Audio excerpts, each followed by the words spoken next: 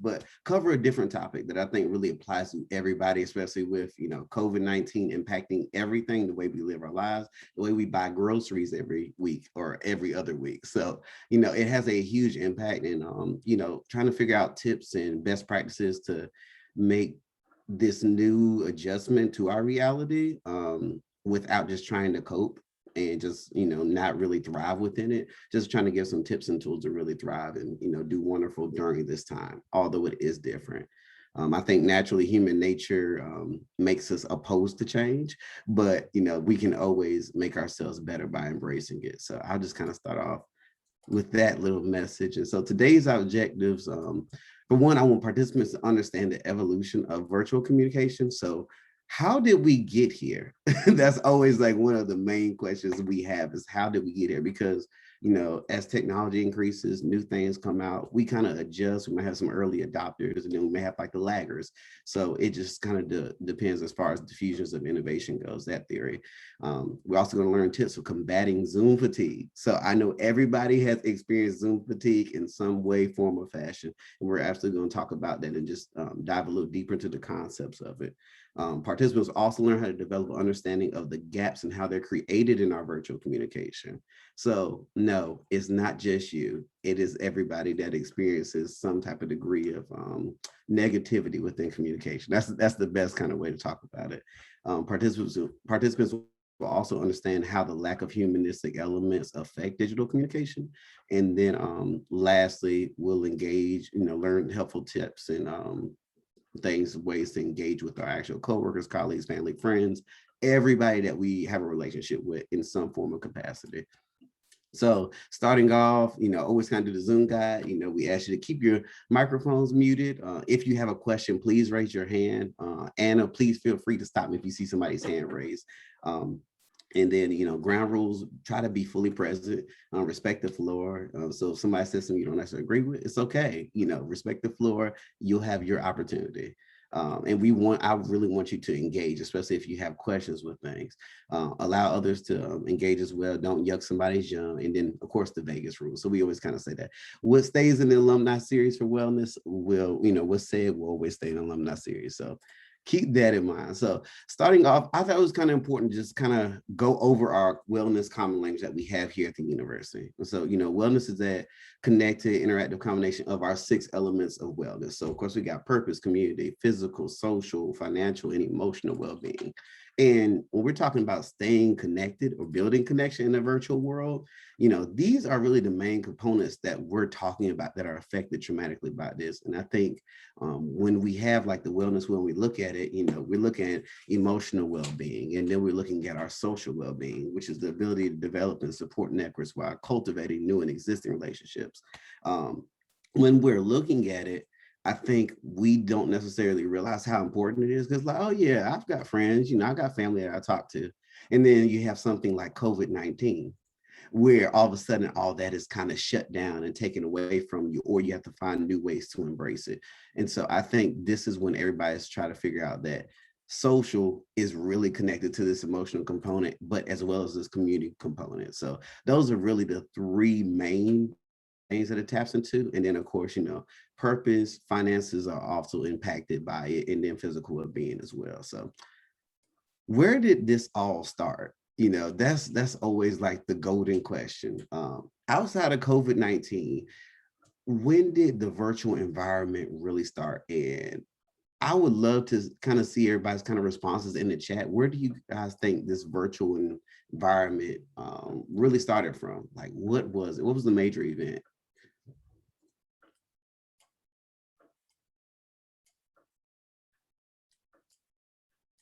Anybody want to raise their hand? Come off mute. Word. Okay. COVID.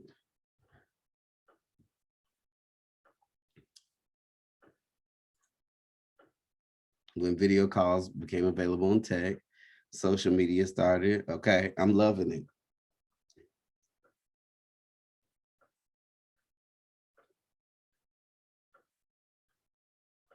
Okay, so what I'm going to do, I just realized I didn't turn on the sound. I'm gonna stop sharing and then I'm gonna reshare, but with sound, because I'm going to play a short clip that kind of has some random tips in there. I think it'll be really important. So here's a slide edge. All right.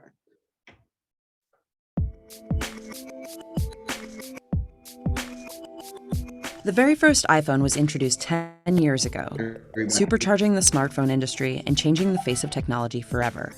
The items the iPhone replaced could fill a warehouse of nostalgia, stuffed with things like maps, flashlights, clocks, scanners, video cameras, iPods, calendars, calculators, and computers, all now available from the convenience of your phone. The iPhone put the internet in the palm of our hands. Globally, voice traffic grew incrementally year over year, while data traffic exploded. The original Apple App Store contained only 500 apps. Now there's over 5 million available on Apple and Google stores. App stores change the way that software is distributed and generate billions in revenue each year. Smartphones put powerful cameras and editing tools in everyone's pockets, making us all prolific photographers. The advent of smartphones meant on-demand apps like Uber and Lyft could change the way people work. Currently, there are about 4 million on-demand workers in the US, and that number is expected to double in the next 4 years. iPhones might have even contributed to a decline in gum sales. Instead of making impulse buys at the checkout counter, we're staring at our phones. Thanks to smartphones, by 2019, people will spend over 2 hours a day consuming media on their phones, watching TV, reading, socializing, an activity we used to do in person. Smartphones haven't just changed our habits, they've changed the way we spend money. Mobile advertising spending is expected to surpass desktop for the first time this year. Remember when Apple was struggling? These days, Apple is the most valuable company in the world. Although Samsung sells more smartphones than Apple, Apple's iPhone costs a lot more. So Apple makes more money per phone. A decade ago, the majority of Apple's revenue consisted of iPod sales. Today, iPhones make up 63% of its $216 billion in revenue last year. So happy birthday, iPhone. You've come a long way since 2007. All right. So with that being said, 2007 was really the big time when everything was really impacted for our virtual world. iPhone release, and from iPhone, this is like the first time we had an identical copy or close before really mobile adjustments were to the internet. You literally saw the internet directly on your phone and it matched it. It was almost completely synchronous with it. And so that is literally the start of all this kind of technology to the virtual world in which we're being birthed into.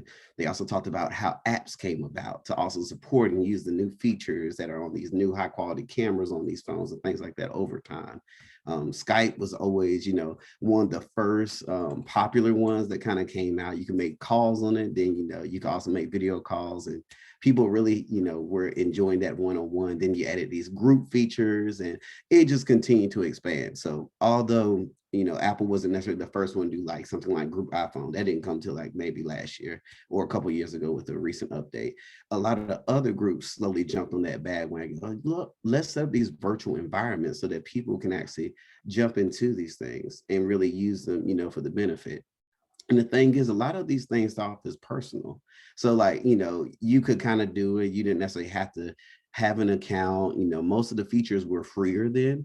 Some features you could get a premium subscription for, but for the most part, you could easily access these things. And so like on the screen, you'll see a bunch of the logos of just many of the different platforms that are out there that you can use for video conferencing and things like that.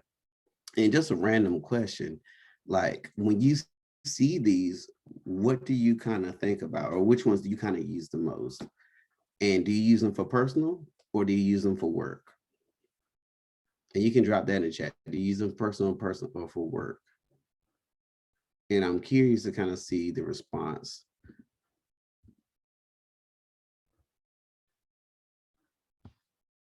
Both. Exactly. So yeah, thank you all for putting both. Teams for work, Zoom for personal, both, but more work. Yep, primarily work. Yeah, and so this is almost in church. So now you're getting into extracurricular activities that are also using these same features. And this is really where our overload starts to come in, because there's really no separation of it.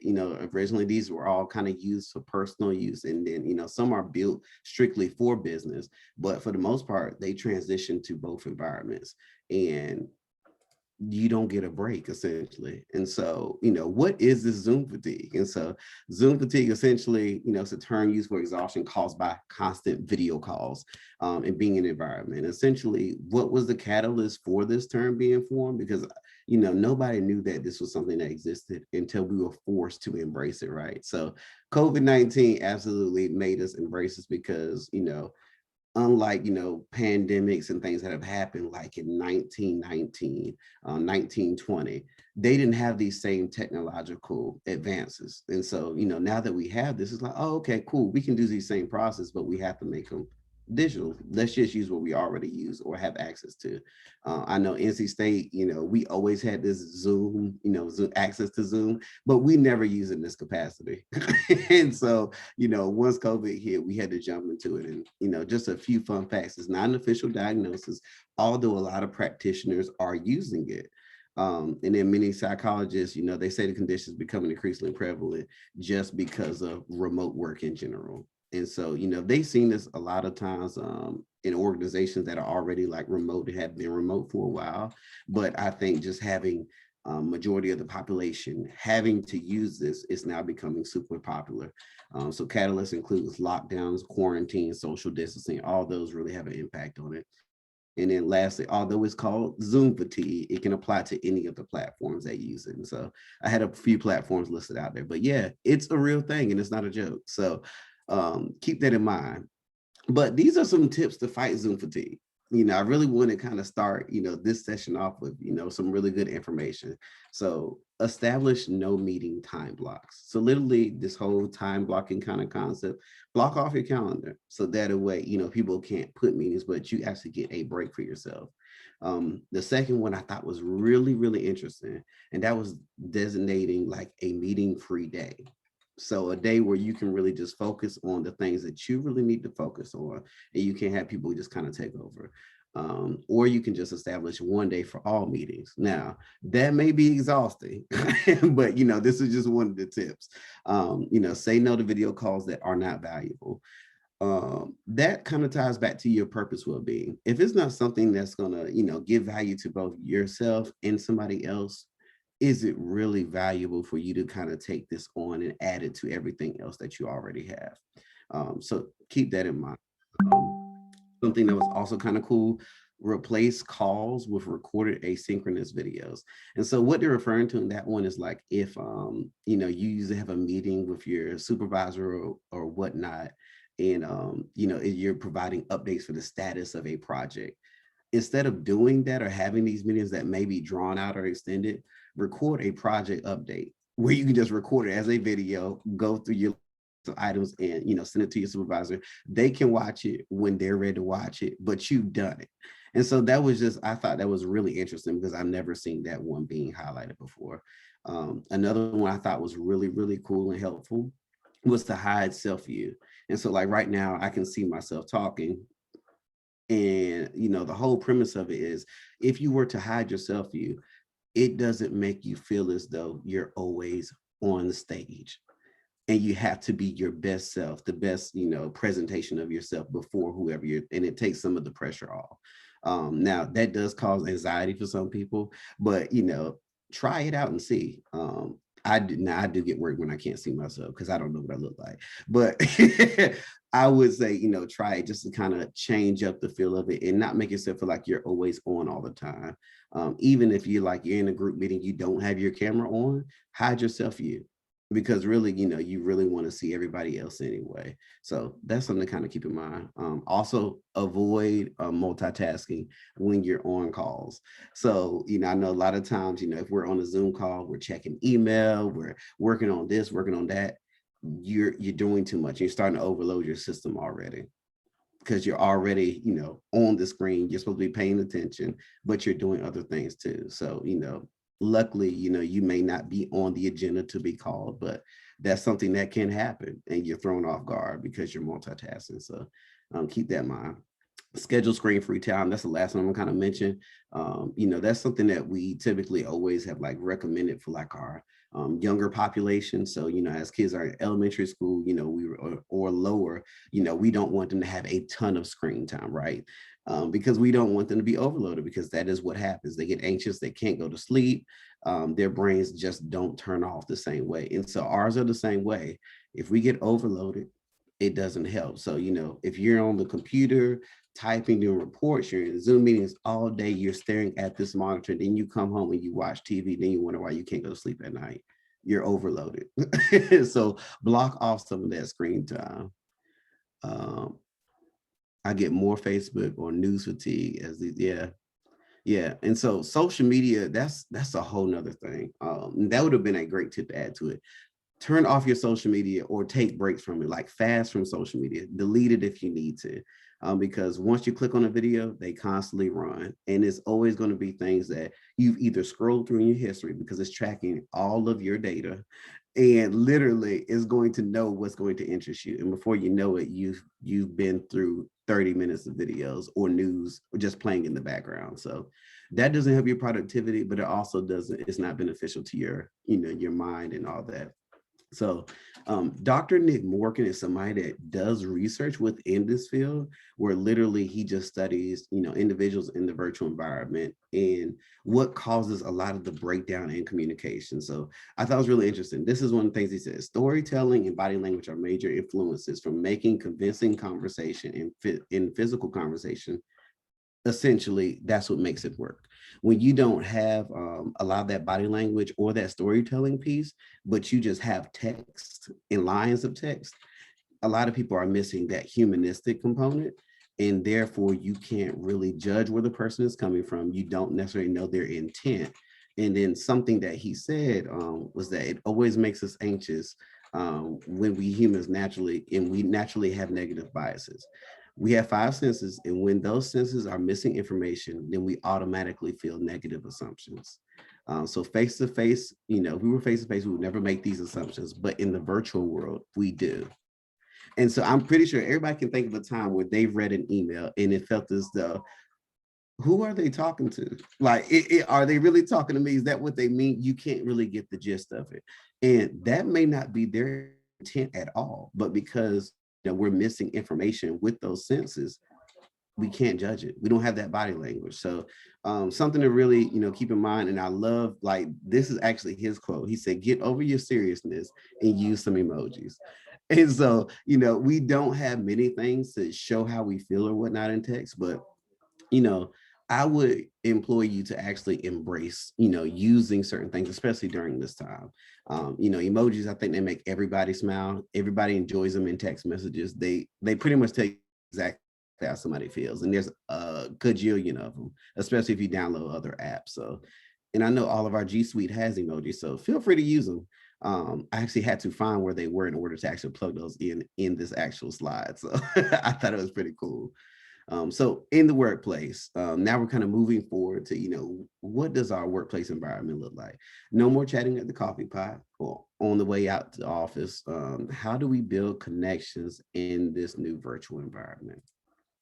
And so this is a quote by David Rabin, and he says this: there's nothing more important in a group remote project than casual conversation. Not just official emails and work updates, but the ability to sit back and chat. Because that is something we would do if we were in person. We would build rapport, we would get to know one another.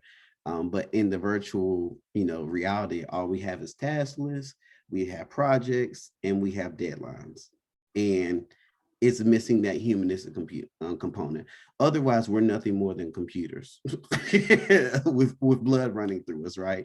And so I thought that quote was absolutely extremely valuable. And let me check. Yeah, face to face is definitely more spontaneous, and so you can definitely make mistakes. Online, you can be more deliberate in what you write. Yeah, absolutely. What about folks that interpret emojis differently? It's just hard, some people, it's just going to be challenging. So like, it's a recommendation. You don't necessarily have to do it, but know that it's never going to be perfect, because think about it, in person, it's still never perfect. Somebody can have one body language and somebody misinterprets it. If there's cultural differences, what somebody may do in one culture may be offensive to another, and vice versa. So communication is never going to be perfect, but the biggest thing is anytime you meet somebody or always kind of think of that person as that individual. Never think of them as a representative of a group. So that's always something that I employ everybody to kind of think about. Some of the deepest and strongest connections ever have occurred just from writing letters. Absolutely. And I think that's actually in one of the slides. So I can't wait to get to that. One of the first things we're going to recommend, build check-ins into your schedule. There's tons of projects. All this stuff is happening nonstop. The semester is almost over and it feels like it's been a blur. And so, with everything moving at such a fast-paced rate, you want to make sure you have your team check-ins and your individual check-ins. And when I say check-in, like really have a sincere check-in. Most of the time, if it's going to be in a group setting, people may not be as honest in those settings. And so, getting down to that individual level where you're making time to let the person know that you value them. And, it also makes you're valued if you're on that receiving end, right? That somebody wants to schedule a check-in with you just to see how you're doing. And so I say that's always super important. Streamline communication. Good communications is super important. And one of the things I always say is like using Slack or Zoom, it's helpful. I really enjoy things like Slack because it allows like one collaborative system, and it's the first time that I'm really using it in one of the courses that I'm taking, and I found it to be extremely helpful because it just kind of cleans everything together. Now, it may not be for everybody, but hey, it's a resource. So Slack is a really great communication tool. Also, project management tools are great. Especially if you need a bunch of people to see a lot of different things. And I always say, have a place to share fun, non-work related things. On Slack, you can create multiple channels within whatever you're using. I know if you use something like GroupMe or whatever, it's a fun place where you can, add things like memes or whatever. Wherever your place is, I would, implore you to use that. So that way, it opens a lightness to, our regular communications that we're stuck in this virtual realm and we don't necessarily have as much in-person things. So another thing, building that, that emotional, social connection and just that community overall. Celebrate accomplishments and holidays. A lot of times people have birthdays and, something else to kind of be aware of too. People have lost loved ones during this time. So being sensitive during those times, especially as holidays come up, Christmas may not be as easier where people are not feeling as jolly. And so just kind of being mindful, aware that giving shout out for accomplishments, especially, if there's somebody that really needs that pick me up. But one thing I'll also say is also know your employees and know when that is appropriate or not, because some do not like to be shouted out or whatever. But group accomplishment work is a little bit different. Teamwork is always something to celebrate. So, regardless of people saying, oh, well, y'all did it as a team. No, celebrate it because that's a win for all of you. And people need to know that your work is, valued and important. So these are some really cool things that you can do in the virtual realm. So I really want to kind of get into virtual activities because I know we often, do this one icebreaker and then, that's cool. It happens at the first meeting. Icebreakers are not for that. This is something that we can incorporate ongoing. So just kind of think about that. So one, I know Justine is great for this, but virtual background fun. Whenever she would do like our big DASA meetings, she would always like ask us, hey, everybody kind of pick like your favorite cartoon character or something like that. And so this is like virtual background fun where you do something that's just kind of uplifting and fun for everybody and everybody kind of see and relate to, what you like and kind of learn a little bit more about you.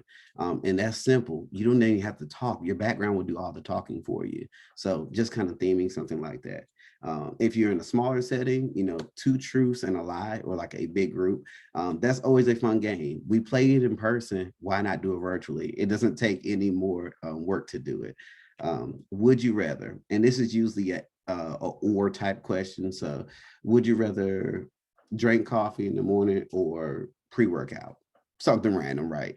And then you can have people like explain why they would do it or whatever. But it's just kind of cool. And then the guessing game. And so the guessing game is literally where you could have everybody like submit, these random facts in advance, and then, put people in groups, put all of those particular facts that they gave, and then everybody has to kind of guess who said what. And so that's just, that's something fun and light, but you also kind of get to know people too at the same time, right? Theme days. I know sometimes, we would do in the office where it's like, oh yeah, it's college basketball season, where your favorite, college team, NFL team, basketball team, whatever. Do that on Zoom. Like, make it fun. It doesn't have to just be this whole business mindset. Yes, we're going to take care of business, but incorporate some of those elements that you would normally do. Games, I love playing games through Zoom, especially if it's done through like something like Kahoot. So I put like the Kahoot symbol on the screen, and if you never played Kahoot, it is literally the best thing ever. I didn't set one up for this room because I didn't want to take up too much time, but literally you can set up where everybody's either on teams, or you can do it as individual rankings, and like whatever game or questions that you want to kind of create. There's a lot of preset templates already, preset games built. So you can easily go into Kahoot, find what you like, and literally start the game. And then everybody will just log on to kahoot.it, type in the game code, and literally, you assign a name. You can pick a random name, or you can share your real name. It doesn't really matter. But literally you compete against one another, and then it does it in a fun way where usually you're scored on how fast people answer questions and things like that. But you literally get a ranking at the end, and you get like a little trophy or whatever. So it literally feels as though y'all are doing this event in person. And it's just something cool. And so like melt the ice. I changed it from iceberg to melt the ice because you're adding movement. And so, something that's fun to do, and these are all things that I really implore you to either try or bring that to your workspaces. Have a dance break. You could do it where, you pick a random song. People can have their cameras on, not play the song for like 30 seconds, just have people just get up and dance. I know this is something that Justine also used to do with DASA during our meetings, but it was fun. Or you can have everybody put their computers on mute and actually have them do 30 seconds of whatever favorite song they want to play. So, it's way to do it and kind of mix it up, but just something fun. Moving trivia is a little different, but like, let's say you're going to have a series of questions, right? And so these are going to be yes and no questions. So as you ask the questions, if somebody, is answering yes, they stand up. If they're answering no, they sit down. And so it causes them to get some movement in. And essentially you're doing squats. You don't even really realize it. But, it makes you move a little bit. And then pass the love. Pass the love is kind of one of those ones that when I read it, I was like, oh, okay, that's kind of interesting. But literally, you would stand up, whatever the topic is that you're kind of picking. It's almost like show and tell, or literally like, it's like, hey, share a memory, or, go into your phone, find us a photo that, means a lot to you. And literally you just kind of talk about that for a few seconds. It doesn't have to be long, but talk about your picture, share it with your group. And then literally you like almost do like you would see in a TikTok video where you're handing, whatever this invisible package is to the next person. And then you sit down, they stand up. So it's kind of the same type of premise, but more of like the kind of TikTok, I'm gonna pass this water bottle to you. So literally like, hey, and then Anna picks up the water bottle and starts talking. So that kind of idea. So some additional team building activities, these are long. And so this is why I actually put them in this actual form. So that way, like, once I send the PowerPoint out, y'all can actually have the full description of it. So I know it's full of information on this slide, but team building activities, create a problem, different scenarios or whatever that your group may actually have to face one day, and actually have them strategize. So this is like good for breakout and really getting people to use that strategic thinking and, grow together as a team. So that way, when they do have to come together, work on a project, it's not foreign to them that they have to embrace their coworkers. Birthday lineup, I thought this one was pretty cool. You'll have like a group, do breakout groups or whatever, have everybody in their group literally be challenged to guess where, based on how many people in the group. Let's say there's 10 people, I'll do 5. Let's say there's 5 people, and based on the 5 people, where does your birthday fall from 1 to 5? And so you have to do it without talking, and you literally write down your birthday to try to see who's going to actually get the lineup right. So, and then you'll figure it out at the end, you know, once you all kind of come together and you start conversing about it. But team building, and you'll get to learn something about somebody else in that process. And so trust building, relationship expansion activities, you know, things like personality inventories. So this is like Myers-Briggs, your strength finders. These are really great tools to really learn your team, especially as the pandemic has been here. A lot of changes have happened with you personally, where you made adjustments. You may have new strengths this time versus your Myers-Briggs may have changed. Chances of Myers-Briggs change slim to none, but you know, it's there for you and you can actually participate in it. But one that I particularly like is the actual common ground activity. And literally that's pretty much paring down groups into small groups or whatnot. And you give them something for a set amount of time. And they say the longest list wins, but we're not going to do it that way today. We're going to see you come up with a common experience with it. And so that is what I actually made the activity for today. So common ground activity. And we're going to go ahead and actually jump into the breakout rules. Yeah.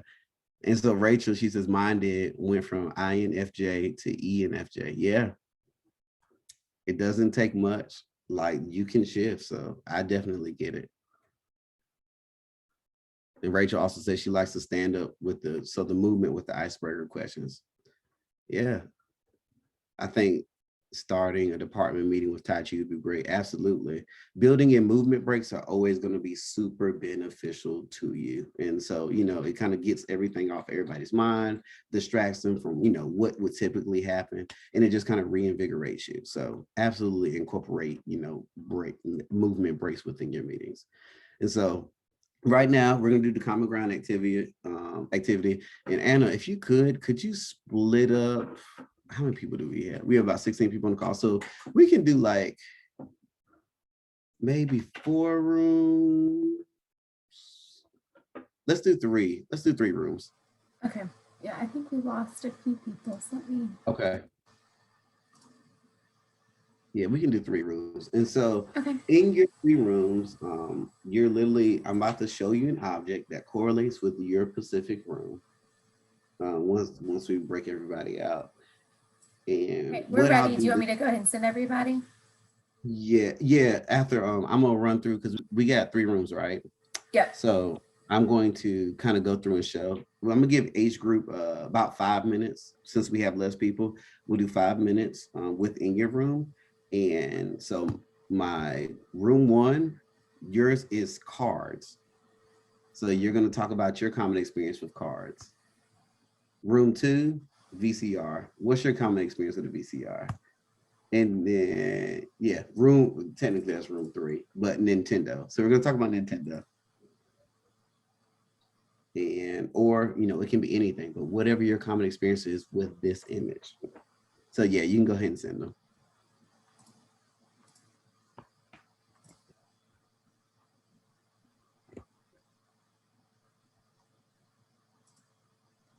We had a lot of people drop off when you said the breakout rooms. I was like, why? It's a fun one. Like everybody loves this one. It's so easy. It is cool. I like it. I just noticed that so I created the rooms and people were dropping off and I was like, oh, we're gonna create it. I'm like, why? So yeah. But I hope it's good information because like I really spent some time really developing. I like what I was learning as I was going through it, like the history of this whole virtual world. Yeah, no, I thought that video was super interesting because I couldn't remember the person that said Skype. That was a really good. It was. That was a long time ago. Yes, like Skype was like the first video. Yeah. Yeah, whoever said that, I was like, dang, that's good. So I forgot to reset the time in the room. So I think it was counting down from 10 minutes. So you just let me know when you need to close it. Okay, that's cool. We can close at like 12:45 because I'm gonna have them talk. Let's kind of share. And I mean, it works out because we have 3 rooms, so it won't be a whole lot of time taken. Yeah, and there's exactly 3 people in each room. So. Oh, perfect. Okay.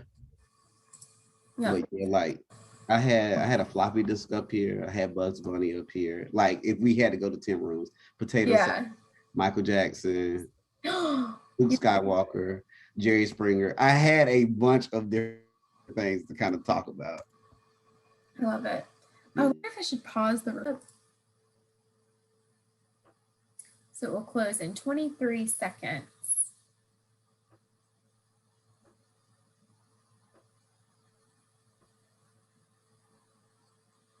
Man, no one's opted to come back. They must have had some good conversation. Okay. Yeah. How about the conversations, Andrea? We had a good time. Yeah, good. Tanya and I ended up going through all 3 of them. Just Oh, cool. Nice. Okay. That was fun. We definitely found some commonality. So I guess let's share then. I'm gonna have room 3 go first, and let me see what y'all had. Tanya, you want to share for us? Yeah. Oh, sure. Let's see. Oh, is he ready? Yeah, I'm ready. Oh gosh, so we shared. It was too cute. With the card games, Andrea still plays on her phone, and she was talking about being at NC State playing cards. And I just mentioned about I remember being at NC State, but I watched people play cards because I wasn't really good. So I like Uno. When I think of cards, I think of Vegas. So that was just a fun time. Well, very good. And that's the whole thing about the activity. Like you get to learn what's common, what your experiences, have literally yielded to. And it can be different for everybody, but yet there's something common you find with the object. So yeah, good stuff. Thank you for sharing. Let's go to room 2, the VCR. Guys, do you want me to talk about it? All right. So surprisingly enough, we have all actively used a VCR. Yes. So that is not the norm anymore, I do believe. Yeah. But we were just talking about how, like the transition and the way that, you always had certain things that were always on a VCR, like your home movies and stuff like that. And like the whole thing about transitioning into DVDs and the things that didn't make sense to transition, and just how before DVR you had to tape something if you weren't going to physically be there. Exactly. And that was what it was a whole thing. Like you didn't have any other options, and now with streaming, it's like time means nothing. Yeah, literally. Choose something and go. And I mean, I just remember like sometimes like tapes not rewinding. It makes me think of like Blockbuster and all those things. Now there's no Blockbusters. No, I worked at Blockbuster for 1 semester after college. Very cool. Well, thank y'all for sharing. Let me see. I guess, did room 1 already go? Did y'all go? Room 1? No, we didn't. And we had cards. We had cards too. Okay. So it was interesting. We all had played spades. Okay. We're talking about games. Yeah. Hearts. Some of us. None of us played euchre. And they didn't even know. Some people didn't know what euchre was, I've never played it. This first time hearing of it. Yeah, and it's more of a northern. It's more of a, if you live up in Michigan and in Illinois and Wisconsin, you're playing euchre. Like that's just the way it is. New games that have come out with cards, like Cards Against Humanity. We got detail about that. I haven't played that, but Kevin had. And Solitaire. I think everybody played Solitaire, but not really for a long time. And Uno. Everybody played Uno. And about cards in college, playing cards. I kind of shared that I would have loved to play more games and stuff with my kids, but it was hard to compete with all the video games and stuff that came out. But now my kids are coming back to cards. So that's been really kind of fun. So it's something everybody can do. Everybody can go play Go Fish or, Slapjack, right? Yes. So. Some of the newer games are like Phase 10, Uno Flip, all these new variations. If anybody's played Uno Flip or hasn't, go buy Uno Flip. It's freaking amazing. Like literally you have the cards in your hand and somebody plays a flip card, your whole hand flips over to the other side, which has a completely different set of colors and numbers and different like challenge cards. So yeah, it's really great. I would not recommend Dose. Dose is not fun. But Uno Flip is great. Oh, that's good. You know, we used to play Uno. We brought a big deck of Uno cards every time we were in an airport. Yeah. And we just had it traveling. It's well worn, and we called it long draw. So you had to keep drawing until you could play, and you would just get these crazy big hands full of cards that would just crack everybody up. So yeah, we play Uno. That's one thing my kids did play when they were growing up consistently. So very cool. Well, thank y'all for sharing and participating in that. I know we had a big drop off, but you know, y'all stuck around and y'all got a good experience out of it, which is what it's all about. So I implore y'all to, you know, incorporate something like this in your meeting. This is called the Common Ground one. But I'm gonna, just while we're here, I'm just gonna run through the other ones I had. I had Michael Jackson up here as a common one. The floppy disks. I know everybody remembers the floppy disk. Bugs Bunny. Everybody can talk about Looney Tunes and their Saturday morning cartoons, something. Potato Sack.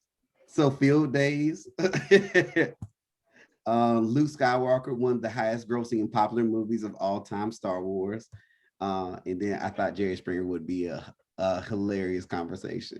Jerry, I see Rachel. And so, you know, with that being said, you know, keeping a healthy social life is super important and for your general health and just work productivity in general. I love this image that's on the screen because literally it just talks about, you know, doing virtual lunch hours and virtual coffee breaks. It's okay to do it, you know, make it fun. If this is something that you would normally do, get up in the morning, have your little coffee chats with your friend, put it on the calendar. Put a Google Meet up there, put it on the calendar, make your coffee, have your little chat. Like, don't remove that part of yourself that was always there that you like to do. And that's really kind of humanizing this virtual experience, right? Also, social interest groups. So if there were certain things that you love to do, like I'll do an example. At our church, that we do growth groups, and our growth groups are literally broken up by usually like our age or whatever our family dynamics is. So like if you're empty nesters, they have one group where, you know, all their kids are grown out the house, you know, whatever. Then you might have like those that are married with kids, but their kids may be teenagers versus their kids may be younger. I was part of them SATE, so that's dating, engaged, and married. So me and my wife, we're fairly newly married. We're 5 years in the game now, so we're doing good. And 2 kids, right, Anna, 2 kids. And so yeah, I would say make sure you do that, and then like choose the best delivery method for that group. Understanding that, you know, Facebook group may not be the best avenue for it, but maybe setting up a weekly Zoom call over, you know, to talk about like a book or a movie club, whatever, you know, whatever your interests are, that's going to make you be consistent and participate. I would say keep that up because you want to have some social interaction, right? And then lastly, you know what you're seeking. Where do you need your cup filled? What's going to satisfy and meet that need? Where do you need your connection from others? What places, activities, things like that do you value the most? What qualities do you admire in people?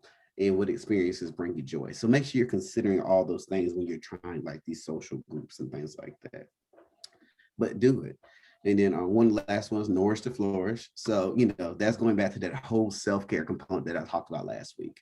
Self-care is important. Give yourself a break. You can say no when you need to, but know that in order to take care of yourself, to take care of others, you have to take care of yourself first, because you can't pour out an empty glass, right? So that's what I always kind of talk about. Make sure you reach out with a plan. So that goes into, you know, what are you going to use? It's going to be Zoom. Are you going to do letter versus, you know, letter text? So we talked about writing letters. That was that whole writing letters component. Figure out what's going to be the best thing. Is it going to be outdoor activities? So are you going to go to the park, social distance, if it's something like CrossFit? I see a lot of CrossFit or running groups still getting together.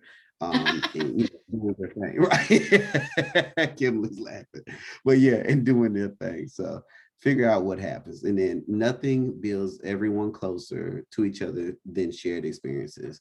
And so I'm glad you all enjoyed that activity, because that's literally a direct quote of what we just did. And then, sustaining this kind of culture can do wonders, as you see. Just imagine if your teams did something like this on the regular. It would make you feel so much closer and more involved versus just kind of listening to different people spout off, the upcoming projects, tasks, the status of this. This is what I need you to do. It's like, okay, I'm still a human. I'm a person. I'm not just a number. I'm not just a social security number. I'm not just a payroll number. I'm not just an employee ID number. So I think it adds a lot of value in that way. And so, yeah, with that, I want to make sure I leave it open to questions. And so, yeah, I try to do better on time this time, Anna. I think we're right at 12:56. So, yeah, any questions that anybody has? There was one good one in the chat that Kimberly brought up, just about how some people come to meetings and just don't want to use their video. So how do you maybe encourage people to do that? So any advice on that? I thought that was a really good question. That's a hard one. I think the question, now I will say this, some things to consider. I always try to flip the look of it. But like, let's say some people may not feel necessarily secure about where they live, or, people may feel as though others may judge them or whatnot based on like their home life. I know for like kids and the whole virtual learning, that was a big part to where teachers can't enforce them to turn on screens. And so, what I would say is, have a conversation, a lot of times one-on-one conversations are better for that. Or you can be like, hey, let's do a walking meeting. And where you both, you're outside in your respective areas, and, you have your cameras on and you're walking, because that's literally, there's no excuse, you're walking outside.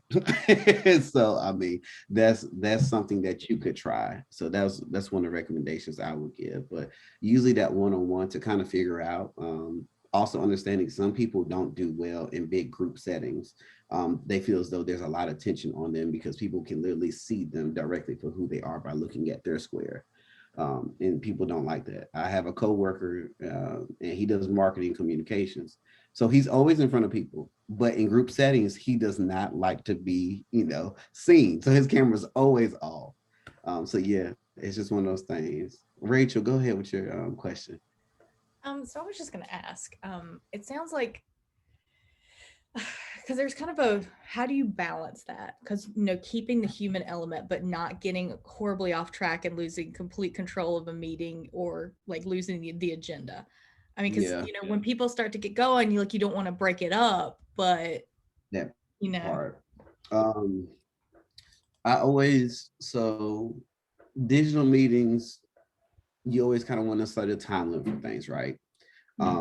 That's always going to be helpful. I always say, like, have an agenda. If you're going to do something like an activity to kind of mix up things, make sure you have like the time that's associated with it. Put the expectation, hey, we're going to spend this amount of time on this next activity. So like I said, we're going to set it about 5 minutes. And then, each group would share. So everybody knew what the expectation was ahead of time. We could rant a little bit, we could chat a little bit, but just making sure that there's some type of control element to it. But yeah, I would always just make sure there's enough time allocated to whatever activity you want to do. Usually when we do this as a group, we'll have like a meeting for 30 minutes, and then the rest of the 30 minutes, and there's no more. So the activity is planned for about 20 minutes at the most. But if it leads over, it doesn't spill over past that extra 30 minutes that's already allotted. So that's just pre-planning a little bit. Okay. But there will be some one-off times where, it goes beyond that. But if it's going beyond that and you see that it's really benefiting and making everybody feel lighthearted, it's okay. It's like a church service. Sometimes pastor wants to move along, but the spirit's too high. So he can't. So yeah. You just gotta let it read exactly. Through, right? Exactly. So, awesome. yeah. Well, thank you so much, Trumane. We are at time, but we really appreciate your time today and just all this great information. I really enjoyed it and loved, I did love the breakout, even though I wasn't in the room. I loved hearing what everybody said when they came back. So on behalf of the Alumni Association and Wellness Recreation, we want to sincerely thank everyone who joined us and who is watching either the recording or who came to see us live today. And we hope that you join us next week for our final Workplace Wellness Series event on Wednesday, March 17th at noon, where we will be discussing mindset matters. So thanks so much again. You'll get the recording and the slides. Hope you have a great rest of the day, and go Pack. Go Pack. Bye, y'all. Thank you.